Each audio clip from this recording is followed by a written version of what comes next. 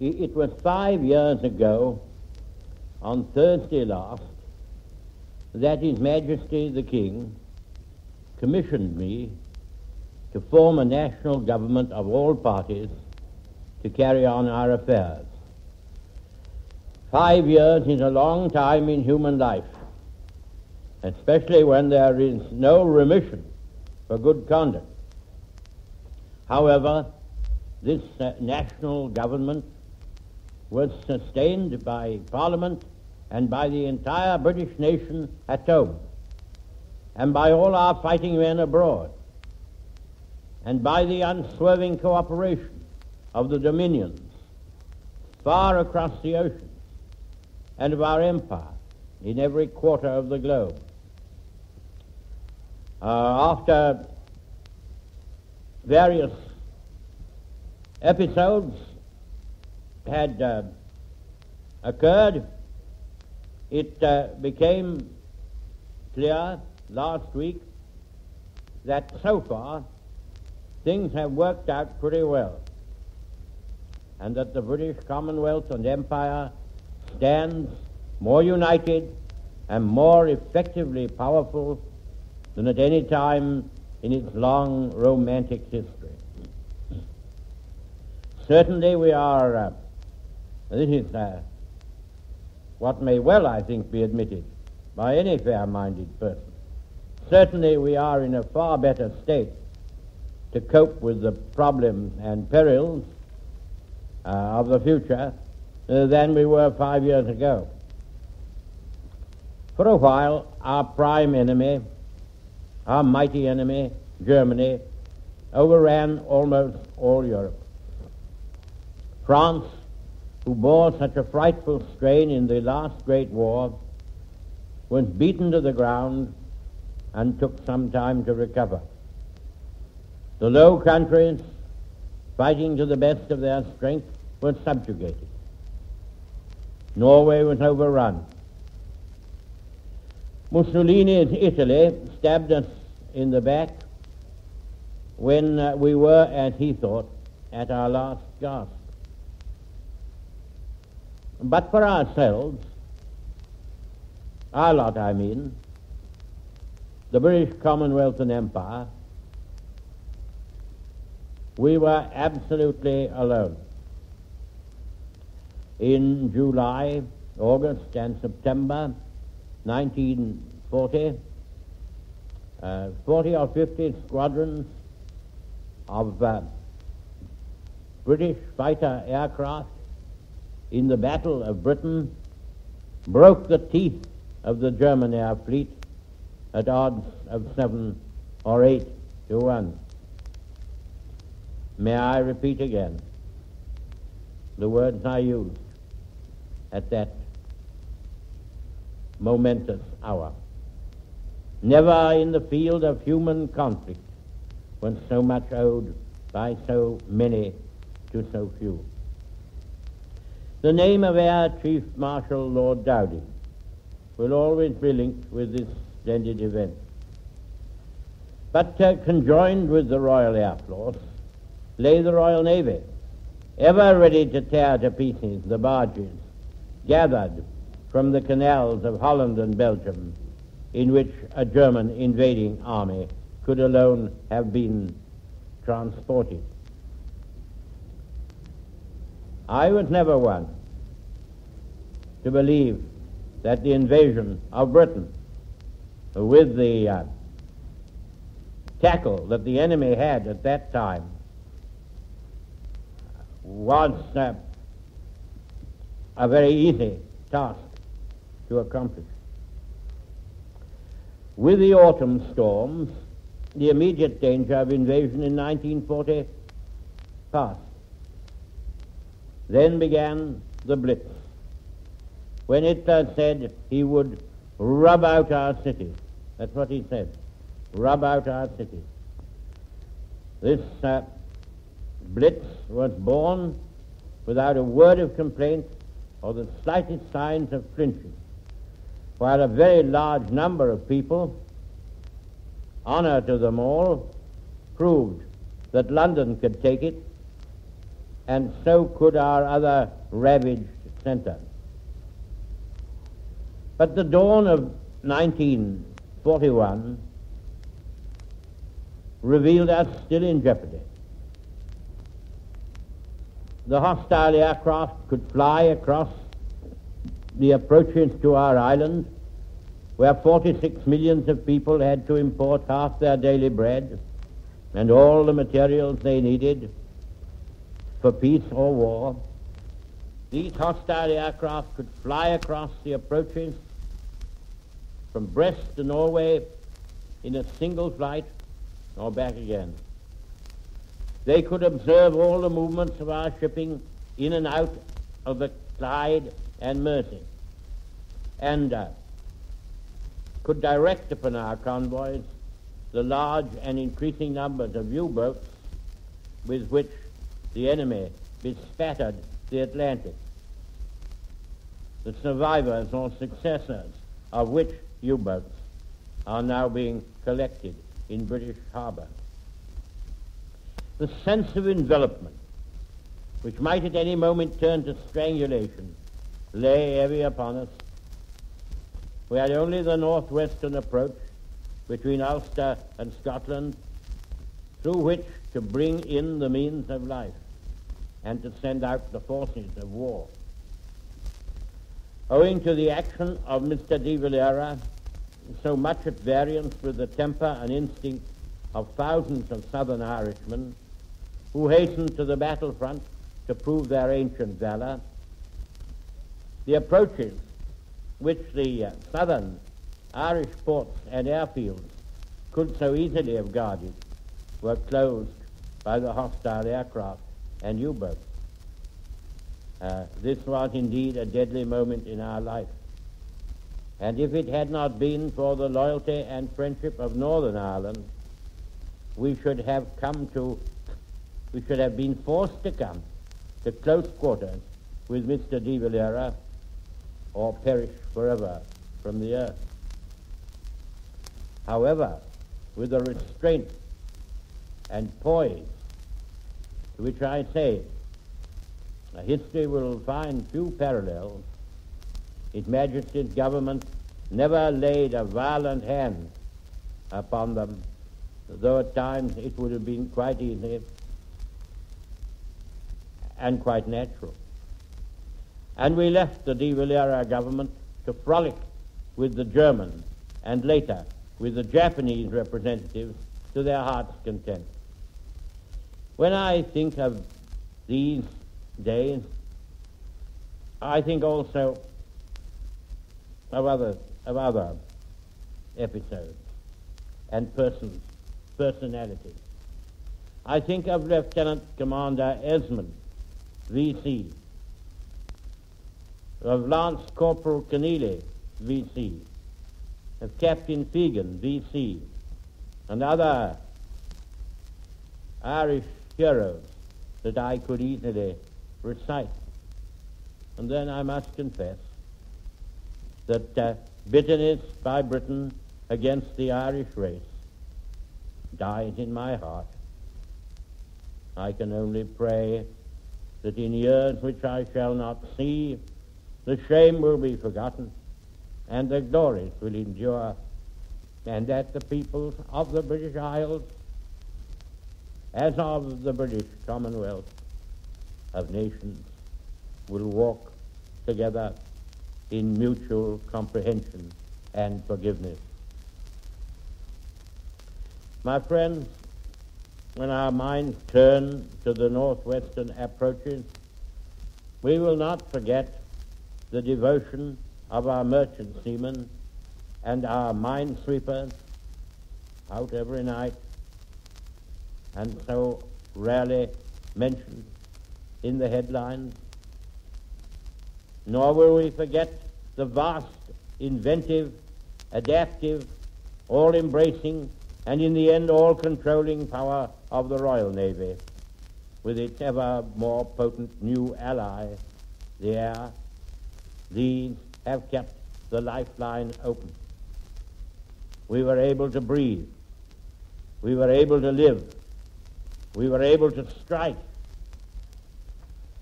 dire deeds we had to do.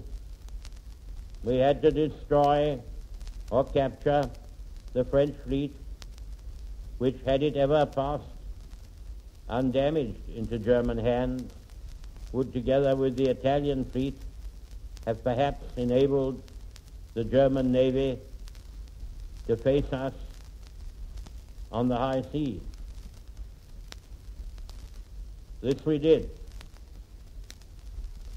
The dispatch, we had to make the dispatch to General Wavell all round the Cape at our darkest hour of the tanks, practically all we had in the island, and this enabled us as far back as November 1940 to defend Egypt against invasion and hurl back with the loss of 250,000 captives and a heavy slaughter the Italian armies at whose tail Mussolini had already planned to ride into Cairo or Alexandria. Great anxiety was felt by President Roosevelt and indeed by thinking men throughout the United States about what would happen to us in the early part of 1941. The President felt to the depths of his being that the destruction of Britain would not only be an event fearful in itself, but that it would expose to mortal danger the vast and as yet largely unarmed potentiality and the future destiny of the United States.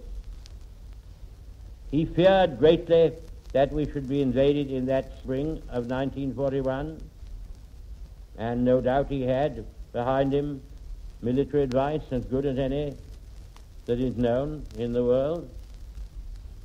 And he sent his recent presidential opponent, the late Mr. Wendell Willkie, to me with a letter in which he had written in his own hand the famous lines of Longfellow, which I quoted in the House of Commons the other day. Sail on, O ship of state, sail on, O Union, strong and great. Humanity with all its fears, with all the hopes of future years, is hanging breathless on thy fate.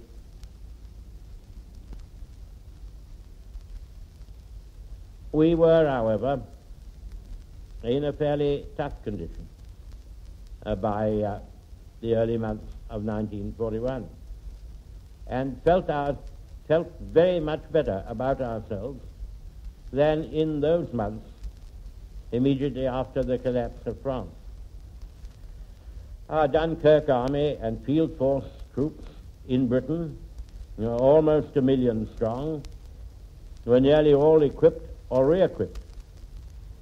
We had ferried over the Atlantic 1 million rifles and 1,000 cannon from the United States with all their ammunition since the previous June.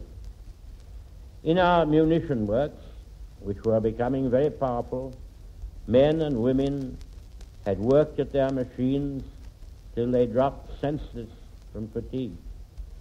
Nearly 1 million of men, growing to 2 million at the peak, although working all day, had been formed into the Home Guard. They were armed, at least with rifles, and armed also with the spirit, conquer or die. Later in 1941, when we were still all alone, we sacrificed unwillingly, to some extent unwittingly, our conquest of the winter in Cyrenaica and Libya in order to stand by Greece. And Greece will never forget how much we gave, albeit unavailingly, of the little we had. We did this for honor. We repressed the German-instigated rising in Iraq. we defended Palestine. With the assistance of General de Gaulle's indomitable Free French, we cleared Syria and the Lebanon of Vichyites and of German aviators and intriguers. And then in June 1941, another tremendous world event occurred.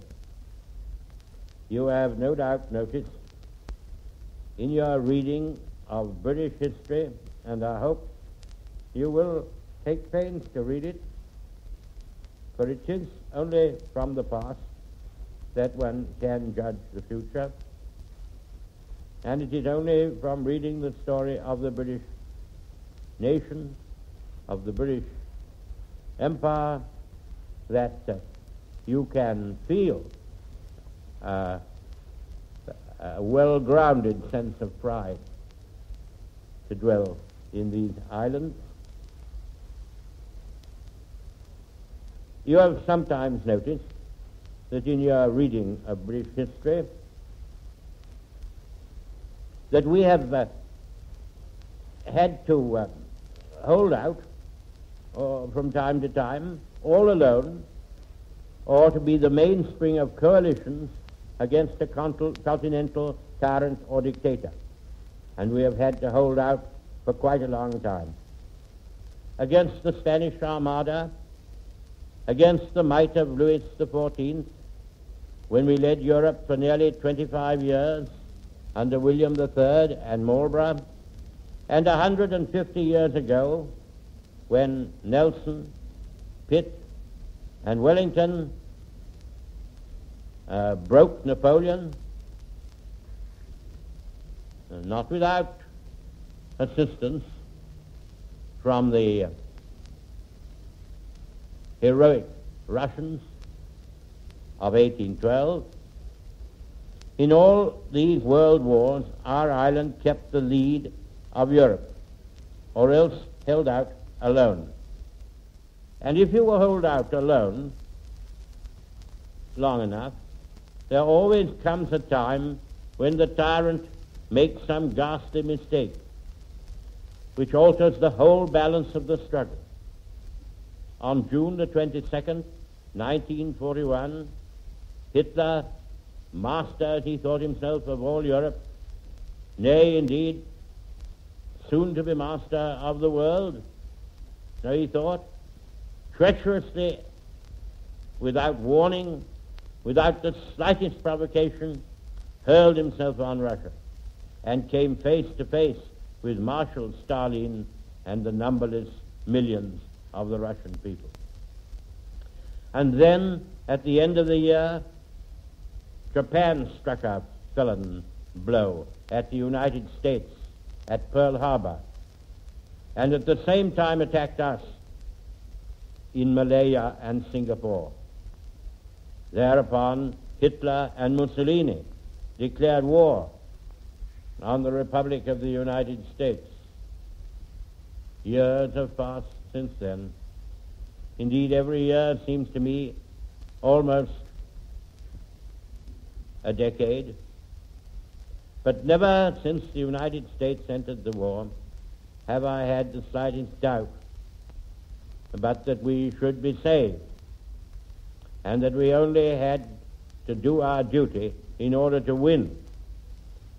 We have played our part in all this process by which the evildoers have been overthrown. I hope I do not speak vain or boastful words, but from Alamein in October 1942, through the Anglo-American invasion of North Africa, of Sicily, of Italy, with the capture of Rome, we marched many miles and never knew defeat. And then last year, after 2 years' patient preparation and marvelous devices of amphibious warfare, and mark you, our scientists are not surpassed in any nation in the world, especially when their thought is applied to naval matters. Last year, on June the 6th, we seized a carefully selected little toe of German-occupied France and poured millions in from this island and from across the Atlantic until the Seine, the Somme, and the Rhine all fell behind the advancing Anglo-American spearheads. France was liberated. She produced a fine army of gallant men to aid her own liberation. Germany lay open. And now from the other side, the mighty military achievements of the Russian people, always holding many more German troops on their front than we could do, rolled forward to meet us in the heart and center of Germany. At the same time, in Italy, Field Marshal Alexander's army of so many nations, the largest part of which was British or British Empire, struck their final blow and compelled more than 1 million enemy troops to surrender. This 15th Army Group, as we call it, British and Americans joined together in almost equal numbers, are now deep in Austria, joining their right hand with the Russians and their left with the United States armies of General Eisenhower's command. It happened, as you may remember, but memories are short, that in 3 days, in the space of 3 days, we received the news of the unlamented departures of Mussolini and Hitler. And in 3 days also, surrenders were made to Field Marshal Alexander and Field Marshal Montgomery of over 2,500,000 soldiers of this terrible warlike German army. I shall make it clear at this moment that we have never failed to recognize the immense superiority of the power used by the United States in the rescue of France and the defeat of Germany. For our part, British and Canadians, we have had about 1/3 as many men over there as the Americans. But we have taken our full share of the fighting, as the scale of our losses shows. Our Navy has borne incomparably the heaviest burden in the Atlantic Ocean, in the narrow seas, and the Arctic convoys to Russia, while the United States Navy has had to use its immense strength mainly against Japan. We made a fair division of the labor, and we can each report that our work is either done or going to be done. It is right and natural that we should extol the virtues and glorious services of our own most famous commanders, Alexander and Montgomery, neither of whom was ever defeated since they began together at Alamein. Both of them have conducted in Africa, in Italy, in Normandy, and in Germany battles of the first magnitude and of decisive consequence. At the same time, we know how great is our debt to the combining and unifying command and high strategic direction of General Eisenhower. And here is the moment when I must pay my personal tribute to the British chiefs of the staff, with whom I have worked in the closest intimacy throughout these heavy, stormy years. There have been very few changes in this small, powerful, and capable body of men, who, sinking all service differences and judging the problems of the war as a whole, have worked together in perfect harmony with each other. In Field Marshal Brooke, in Admiral Pound, succeeded after his death by Admiral Andrew Cunningham, and in Marshal of the Air Portal, a team was formed who deserved the highest honor in the direction of the whole British war strategy and in its relation with that of our allies.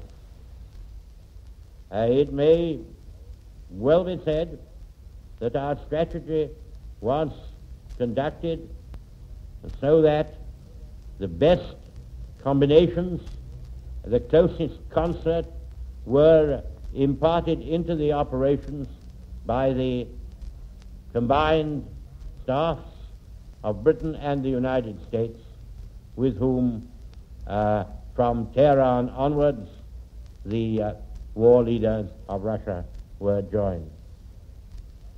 And it may also be said that never have the forces of two nations fought side by side and intermingled in the lines of battle with so much unity, comradeship, and brotherhood as in the great Anglo-American armies. Some people say, well, what would you expect if both nations speak the same language, have the same laws, have a great part of their history in common, and have very much the same outlook upon life with all its hope and glory? Isn't it just the sort of thing that would happen?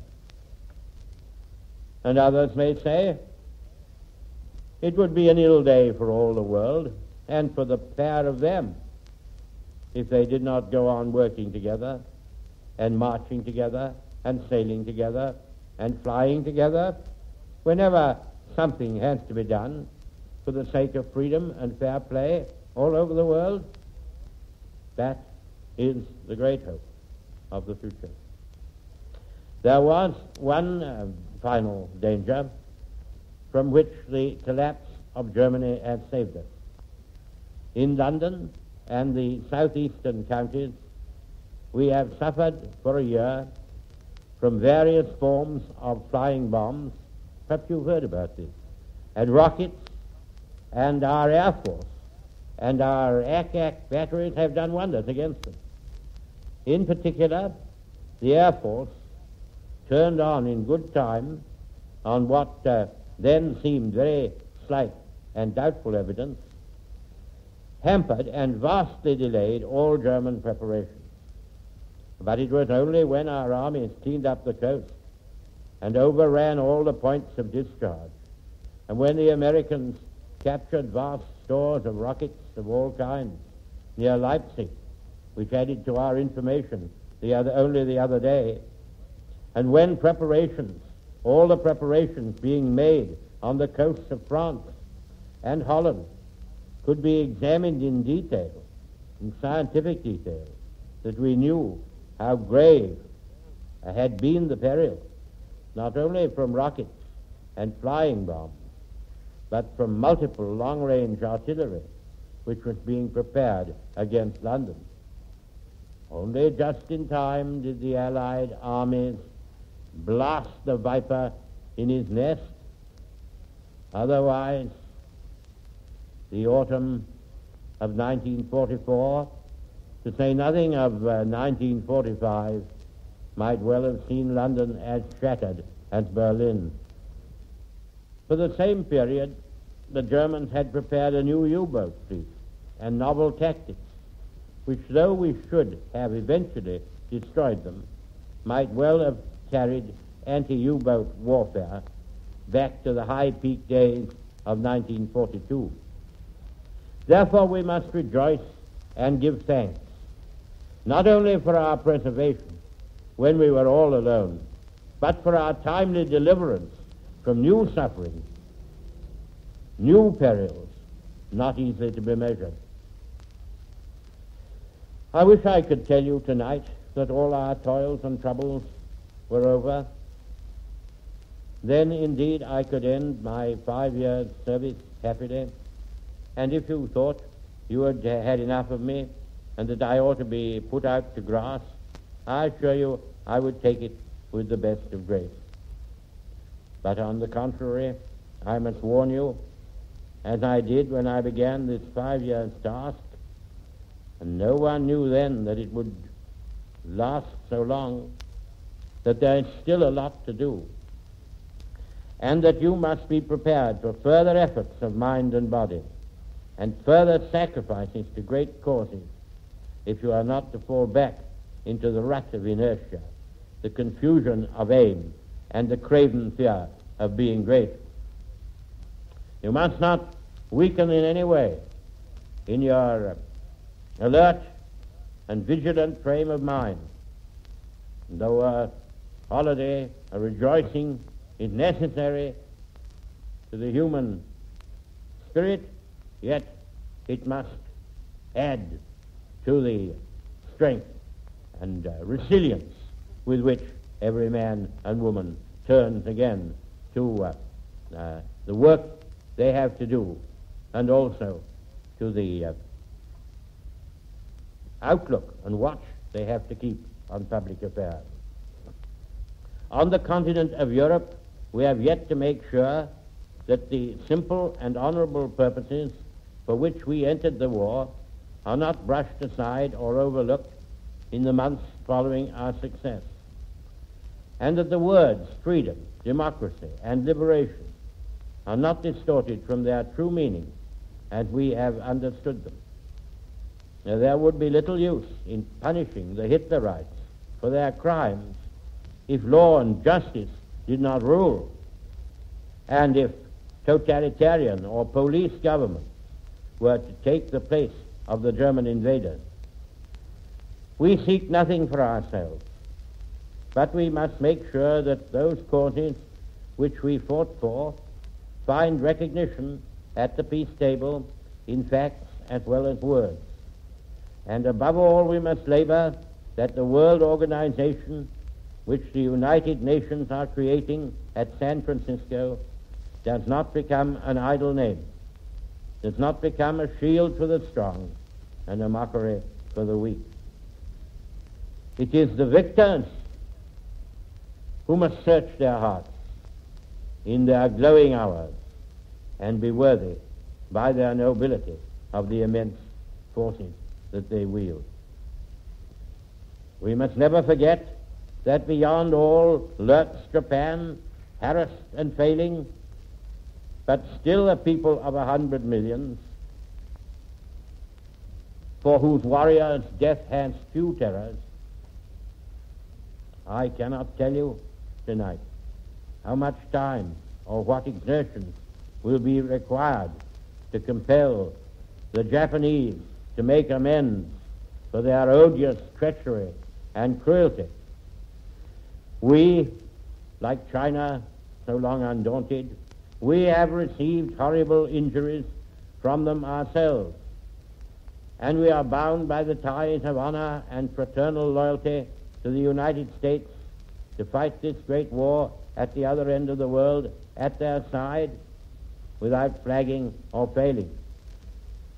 We must remember that Australia, New Zealand, and Canada were and are all directly menaced by this evil power.